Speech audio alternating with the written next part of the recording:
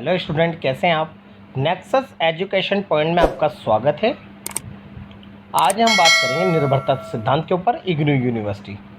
तो बच्चों, निर्भरता सिद्धांत के आलोचनात्मक मूल्यांकन आपके एग्जाम में मोस्ट वेरी इंपॉर्टेंट क्वेश्चन है आता है। चलिए देखते हैं निर्भरता सिद्धांत होता क्या है। निर्भरता सिद्धांत के विद्वानों ने निम्न स्तरीय विकास का पूंजीवाद विस्तार की उपज की रूप में माना है। इनके अनुसार पूंजीवादी व्यवस्था की एकाधिकार वाली संरचना आर्थिक कारकों को हड़प लेती है। तो बच्चों, इसका सामान्य तौर पर अगर हम इसका तात्पर्य माने निर्भरता सिद्धांत, जैसे समाज के अंदर आपको पता है कि बड़ी बड़ी कंपनियां स्थापित होती हैं और छोटे छोटे उद्योग भी, कारखाने। अब ऐसा होता है कि जब बड़ी बड़ी कंपनियां जब स्थापित हो जाती है तो उनका ऐसा एकाधिकार इतना बढ़ जाता है कि वो छोटी छोटी कंपनियों को भी वो अपने अधीन मिला लेती है। इसका मतलब उसके ऊपर अपना अधिकार जमा लेती है। तो इससे भी निर्भरता सिद्धांत के अंतर्गत ये अवधारणा विकसित होती है। इसके साथ साथ छोटे छोटे जो उद्योग हैं वो बड़े बड़े उद्योगों पर भी आश्रित होते हैं। अगर हम दूसरे तौर पर देखें निर्भरता सिद्धांत, जैसे कि बड़ी कंपनी एक मर्सिडीज़ है, वो बड़ी बड़ी गाड़ियाँ बना रही है, लेकिन उसके पार्ट्स जो होते हैं, उसके स्क्रू हो गया, टायर्स हो गया, इंजन हो गया, स्टीयरिंग हो गया, ये छोटी छोटी कंपनियां बनाती हैं। जिससे छोटी छोटी कंपनियां बड़ी बड़ी कंपनियों पर आश्रित होती है, यानी निर्भर होती है। और बड़ी कंपनी छोटे छोटी कंपनियों यानी छोटे छोटे कारखानों के बिना भी अपने काम को पूर्ण नहीं कर सकती। इसलिए इसको कहा गया है निर्भरता का सिद्धांत। यानी छोटी कंपनियां, छोटे छोटे कारखाने, लघु कुटीर उद्योगों का बड़ी बड़ी कंपनियों के ऊपर आश्रित होना, वो एक दूसरे पर जब आश्रित होते हैं तो इससे व्यापार बढ़ता है और ये निर्भरता सिद्धांत को अंकित करता है। तो समझ में आया होगा, जिससे निरंतर निम्न स्तरीय विकास को बढ़ावा मिलता है और विकसित देशों का उच्च स्तरीय विकास होता है। तो यहाँ पर याद रखना, बड़ी बड़ी कंपनियों की भी ज़रूरतें पूरी होती है। इससे जो छोटी छोटी कंपनियाँ होती है उनका भी विकास होता है और वो व्यापार में, उद्योगों में आगे बढ़ते हैं और वो अपने कार्य को भी आगे बढ़ाते हैं। और विकसित देशों का उच्च स्तरीय विकास होता है और इनके अधीन की विकास प्रक्रिया को सीमित करते हैं। लेकिन निर्भरता सिद्धांत के रचनाकार निर्भरता तथा निम्न स्तरीय विकास की प्रकृति का विश्लेषण करते समय अलग अलग मत दिए हैं। अगर हम निर्भरता सिद्धांत को अगर लेटिन अमेरिका के संदर्भ में अगर देखें तो इन मामलों में अधीन न हो। इन सभी आयामों में कार्य करने के लिए कोई भी देश विदेशी व्यापार कार्यकर्ताओं, निवेश और तकनीकी पर निर्भर करता है। ऐसी सहायता के अभाव में राष्ट्र गतिहीन और पंगु हो जाता है। अगर बड़ी बड़ी कंपनियां नहीं होती तो छोटी छोटी कंपनियां बिल्कुल सहायता नहीं मिल पाती। अधिकांश लैटिन अमेरिका के देश अपने विदेशी निवेश, तकनीक स्थानांतरण तथा उत्पाद विचारधाराओं के लिए संयुक्त राज्य अमेरिका पर निर्भर रहते हैं। तो यहाँ पर देखिए, लैटिन अमेरिका का विकास का दूसरा बड़ा सिद्धांत निर्भरता सिद्धांत है। इस सिद्धांत की अन्य सिद्धांतों से तुलना करने पर कई महत्वपूर्ण तथ्य उभरकर सामने आते हैं। निर्भरता सिद्धांत मार्क्सवाद लेनिनवादी दृष्टिकोण से बहुत प्रभावित है। तो निर्भरता सिद्धांतों की विशेषताओं के बारे में बात करेंगे।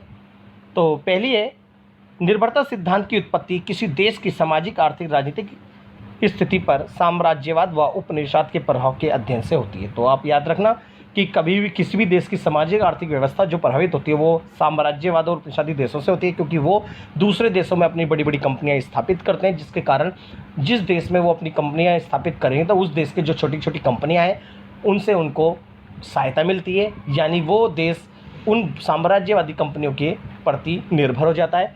तो ये एक पहला सिद्धांत है। दूसरा, नई सामाजिक और आर्थिक रचनाओं का विश्लेषण। अगर एक समाज के अंदर जो एक नई जो राजनीतिक व्यवस्था स्थापित होती है, पूंजीवादी व्यवस्थाओं में, इनके विकास का अध्ययन आंतरिक परिवर्तनों और घटनाओं के संदर्भ में होता है। यानी जो भी देश की जो राजनीतिक व्यवस्था है, यानी सामाजिक आर्थिक जो संरचना है, वो डिपेंड करती है उन देश के आंतरिक परिवर्तनों पर।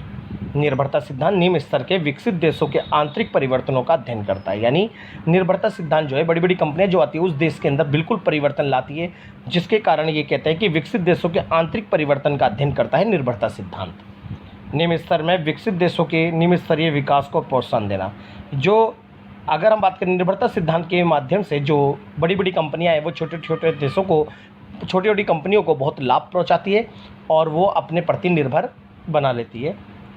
विश्व आर्थिक ये हमारे लिए जानकारी का प्रमुख स्रोत बन गया है, व्यवस्था में इनकी स्थिति की व्याख्या करता है।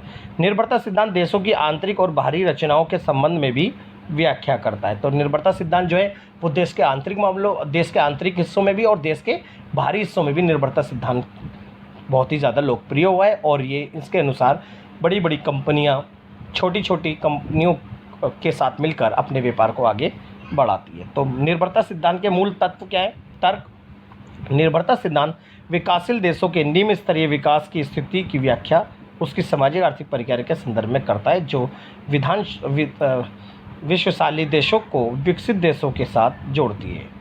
दूसरा तर्क है, निर्भरता सिद्धांतवादी विचारक अल्प विकसित देशों को परिधि और विकसित देशों को केंद्र कहते हैं। उनका ये मानना है कि जितने भी विकसित देश हैं, बड़ी बड़ी कंपनियां वो तो केंद्र है, और छोटी छोटी कंपनियां यानी विकासशील जो देश हैं, अल्प विकसित जिसे कह सकते हैं, वो परिधि है, यानी वो केंद्र के आसपास इर्द गिर्द है, और सभी इर्द गिर्द परिधियों का केंद्र से गुजारा चलता है, यानी उनका जो व्यापार है वो केंद्र पर ही आश्रित होता है। निर्भरता से अभिप्राय ऐसी स्थिति से है जिसमें कुछ देशों की अर्थव्यवस्था उन देशों की अर्थव्यवस्था के विकास और विस्तार द्वारा संचालित होती है जिन पर ऐसे देश निर्भर होते हैं। जी, एक देश की अगर अर्थव्यवस्था की बात करें, जो बड़ी बड़ी कंपनी होती है उस देश की अर्थव्यवस्था उन बड़ी बड़ी कंपनियों पर निर्भर होती है, क्योंकि वहाँ की जो छोटी छोटी कंपनियाँ हैं उस बड़ी कंपनी पर निर्भर है, इसलिए वो पूरी राजनीतिक व्यवस्था और आर्थिक व्यवस्था को निर्देशित करती है। तीसरी दुनिया के राज्यों में अल्प विकास के स्तर का विश्लेषण करते हैं तो हम देखते हैं कि प्रगति और क्षेत्र अलग अलग देशों और महाद्वीपों में अलग अलग है। अगर बात करें हर देश की कंपनियों के आधार पर, उन देशों का विकास अलग अलग स्तर पर अलग अलग देशों और महाद्वीपों में अलग अलग देखने को मिलता है। तो निर्भरता सिद्धांत की आलोचना। पहला, विकासशील देशों के संदर्भ में निम्न स्तरीय विकास को स्पष्ट करने में निर्भरता सिद्धांत असफल रहा है। निर्भरता सिद्धांत में ये तो बोला है कि निम्न स्तर की जो उद्योग हैं उनको विकास होता है, लेकिन वास्तव में बड़ी बड़ी कंपनियां छोटे छोटे उद्योगों को हड़प लेती है, यानी नीचे के जो निम्न स्तरीय जो व्यापार है वो उद्योग हैं वो नष्ट हो जाते हैं। निम्न स्तरीय विकसित राज्य भी अपने भौतिक और मानवीय स्रोतों का प्रयोग करने में असफल होता है। इनका कहना ये है कि आज कंपनी जो बड़ी बड़ी कंपनियां होती हैं वो छोटी छोटी कंपनियां भी खुद ही अपनी कंपनी स्थापित कर लेते हैं, यानी दूसरी कंपनी से डील नहीं करती। बड़ी कंपनी ने अब पहले पार्ट्स चाहिए होते थे, अब कंपनी क्या करती है, उन पार्ट्सों को बनाने के लिए भी अपनी छोटे छोटे उद्योग स्थापित कर देते, बड़ी कंपनी के ही मिनी उद्योग। इस तरह से जो निम्न स्तरीय उद्योग हैं वो पिछड़ जाते हैं।